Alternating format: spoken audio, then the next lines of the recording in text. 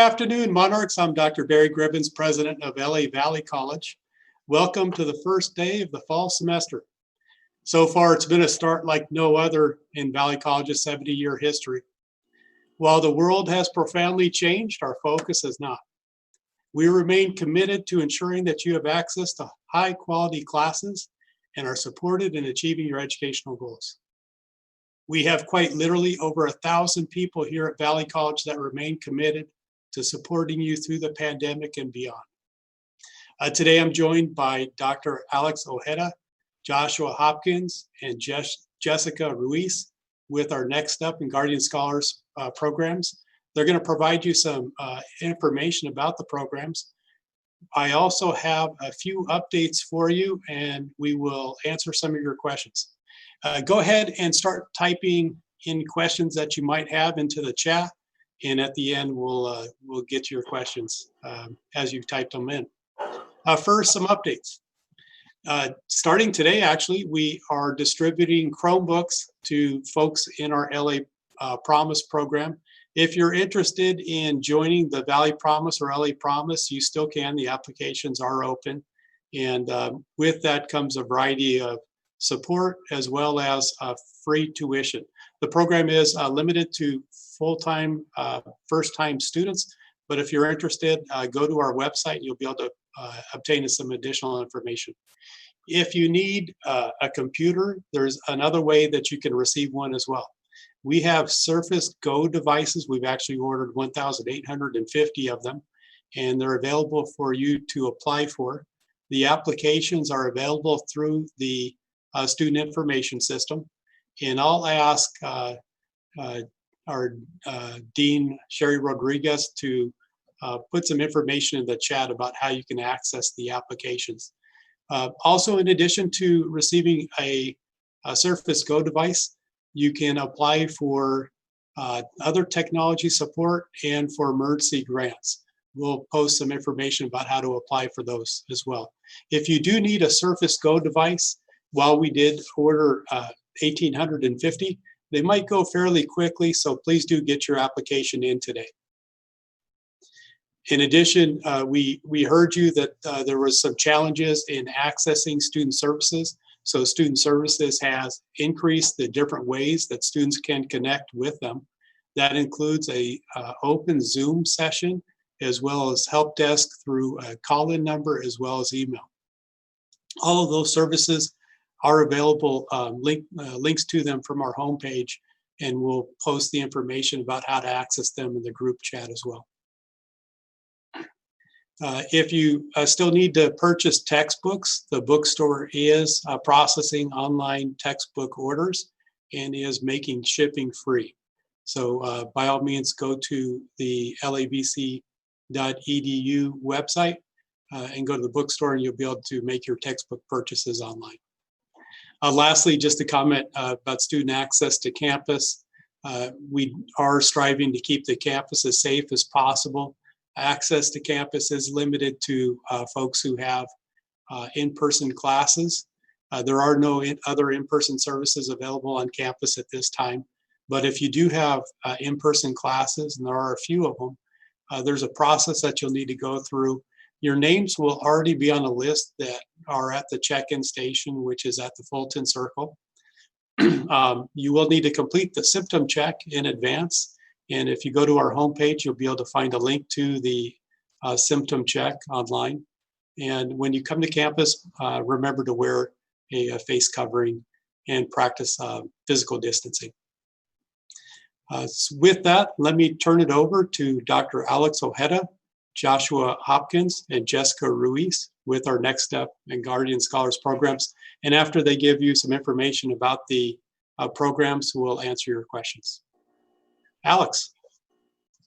Thank you, Dr. Gribbins, and greetings, everyone. Welcome to the fall 2020 semester. Again, my name is Dr. Alex Ojeda, and I'm the coordinator of the Foster Youth Programs, Guardian Scholar, and Next Step programs. So I just wanted to talk to you today to invite you to check out our programs, but at the same time to introduce you to our programs for some of you that haven't heard of them. So I'm going to go ahead and share my screen here.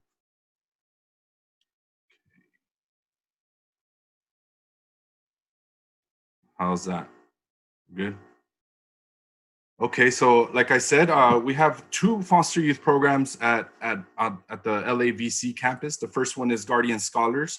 But before I talk to you about Guardian Scholars and Next Up, I also wanted to share with you all that we have under the special programs umbrella, we have the EOPS program, which is Extended Opportunity Programs and Services, which provides resources for historically marginalized students. We also have the CARE program, which is a program for parenting students.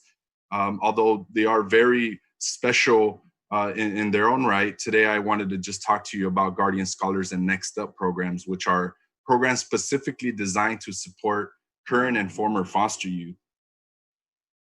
So some of the things that Guardian Scholars and Next Up offer are, of course, counseling, which Jessica will talk to you in a bit. Every month we have what we call interactive meetups. So the meetups consist of various topics that are directly related to students' immediate realities. So some of those could be around financial literacy. We've done classes around cooking. We also have priority registration for our Guardian Scholars and Next Up students. And we also provide both campus and off-campus referrals to community agencies that we work with, as well as agencies on campus, departments on campus as well. We also provide educational grants or stipends at the end of every semester. So if students complete a certain number of counseling contacts and a certain number of meetups, then they're also eligible for an educational grant. And we also provide textbook service. So we help all our students with textbooks. We all know how expensive textbooks could be. So we also help students out with textbooks as well. And we also have our own computer lab and our own tutoring. So because things are a little different now with the situation and working on a virtual platform, we still provide tutoring, although it will be online.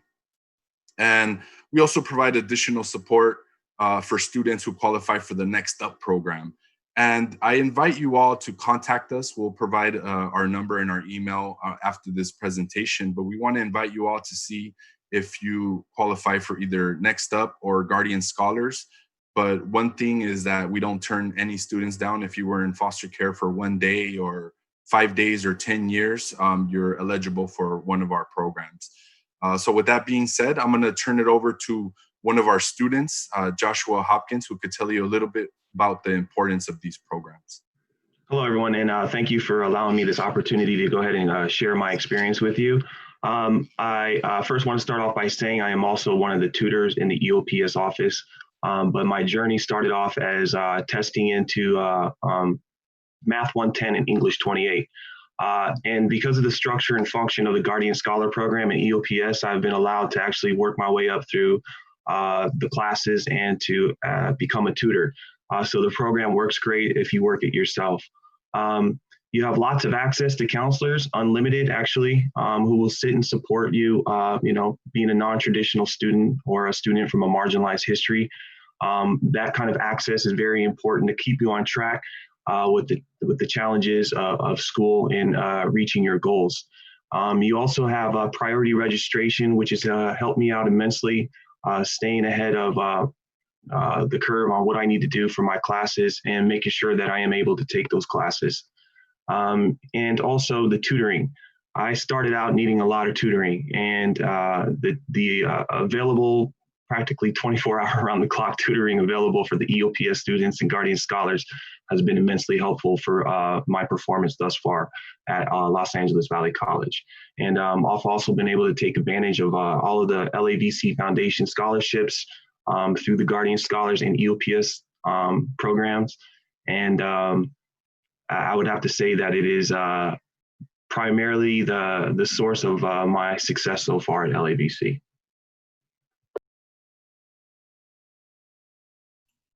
Thank you so much, Joshua, for offering us your personal experience in the program.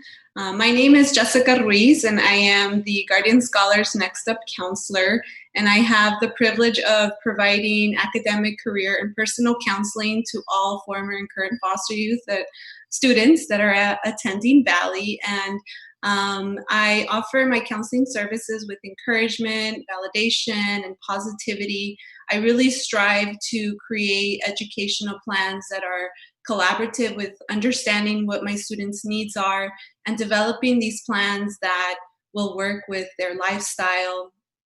And I really just want to encourage you to join our program, join our community. We really are like a family, as you can see in this photograph. Our meetups really allow us to connect and to build a sense of community on this campus. And so I really encourage all former and current foster youth that are watching to reach out to us, because we want you to be part of our community. And I want to be, someone who is on campus that can help you develop a plan to reach your academic and career goals. So we hope to hear from you. Contact us. And back to you, Dr. Gribbins.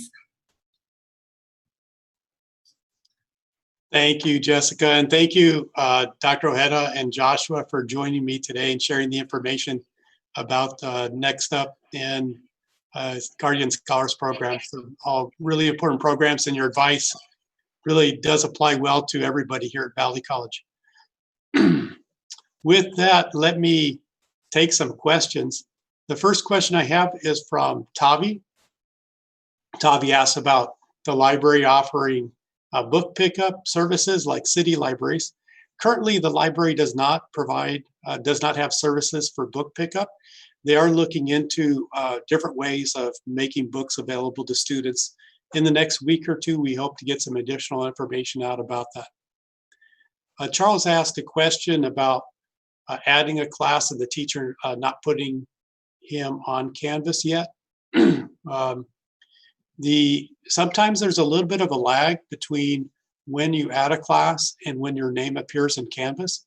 But please do email the instructor.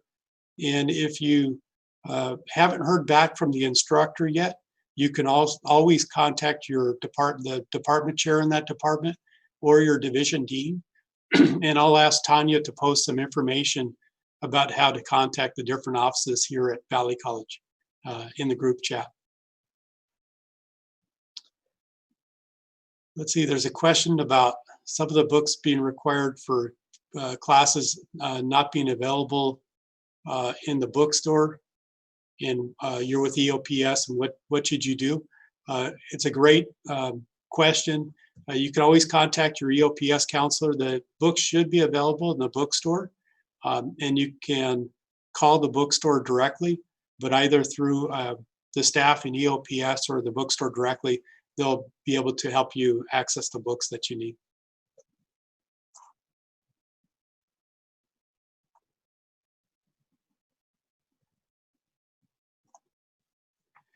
There's a question from Susan about the issue of taking classes, online classes, requiring materials, needing financial aid to purchase them at the beginning of the class, not at the end.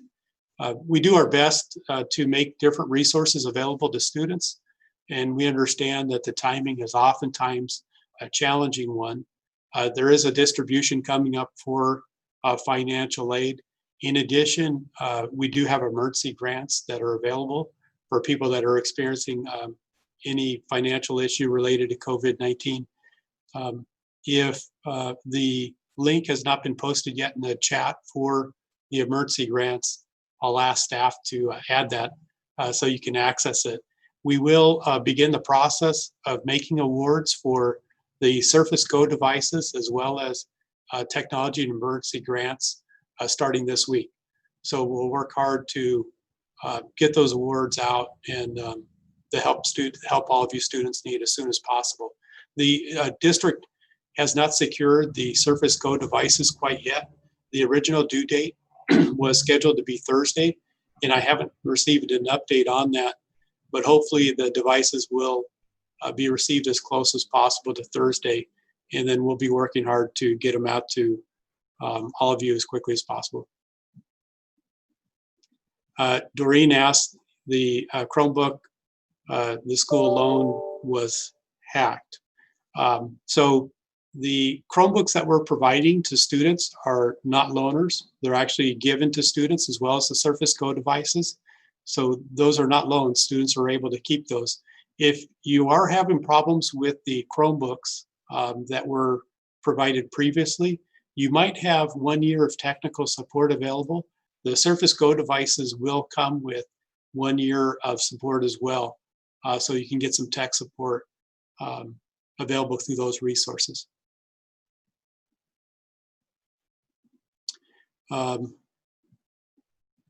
Alethea posted that she missed the first Zoom meeting yesterday. What should she do? You should contact the instructor and let the instructor know if you miss a class meeting. Students are required to attend the first class, but if there was a circumstance that came up, by all means, email the instructor, and hopefully you'll be able to take care of anything that you missed. Let me see if there's any additional questions.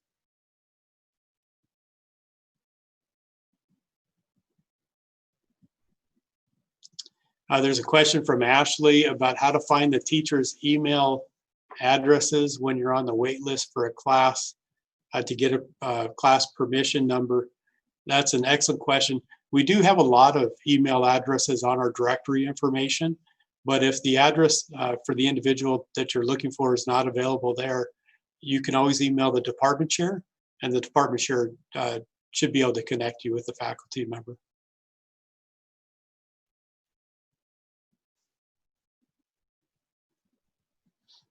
There's a question from Natalie about updates on incompletes in the SIS system.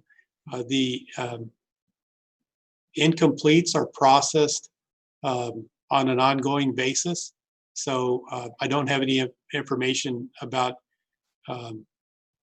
the specific classes. For specific classes, you'll want to contact student services, and you can do that via Zoom, the help desk phone number, or email, and they'll be able to look up your individual cases and provide information for you.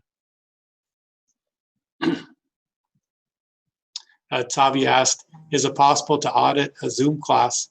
And I'll ask for that information on auditing to be posted in the chat as well.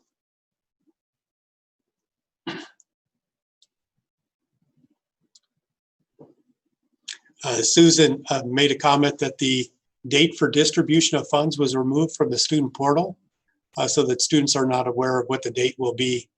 And that creates some challenges in budgeting.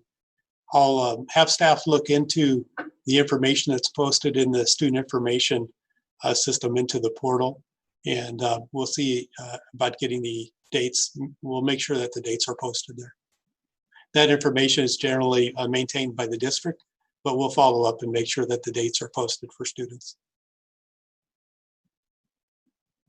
Tavi asked when W's will be changed to EWs. So students are still able to apply for EWs. If you received a W or any other grade and experienced some challenges related to COVID-19, you can petition for your grade to be changed to an EW, and Student Services are processing those petitions, and they process them as they're coming in.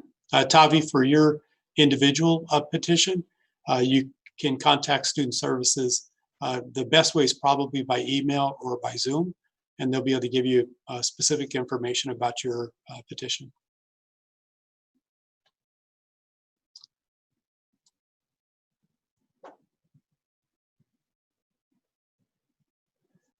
See, Susan posted another comment about help with purchasing materials with financial aid at the beginning of the semester. Susan, yes, I will talk with staff and we'll see about those dates. Generally speaking, the disbursement dates are set, and it's difficult for colleges to make any adjustments. But I'll look into the dates so we can do our best to get the financial awards out to students as soon as possible. And as I mentioned, the college also has emergency grants. So if you have some unique needs, you can apply for an emergency grant, and that'll give another avenue for providing support for purchasing textbooks. Could I answer the question about textbooks? Yes, Sherry. I just wanted to mention that students can take advantage of the book loan fund through tomorrow. There's a deadline of Tuesday, September 1st. So if they do qualify for a grant through financial aid, then they can use those funds to purchase textbooks in the bookstore. And that information is on the COVID-19 update page. Perfect. Another great resource for Susan and other folks that need access to textbooks at the beginning of the semester. And let me see if there's any additional information, any additional questions.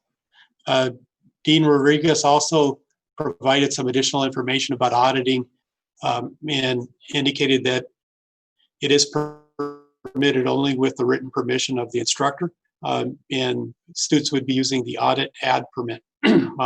There's no guarantees about audits, of course, and there is a $15 per unit charge. And with that, I don't see any additional questions. Again, I want to thank you all for joining me.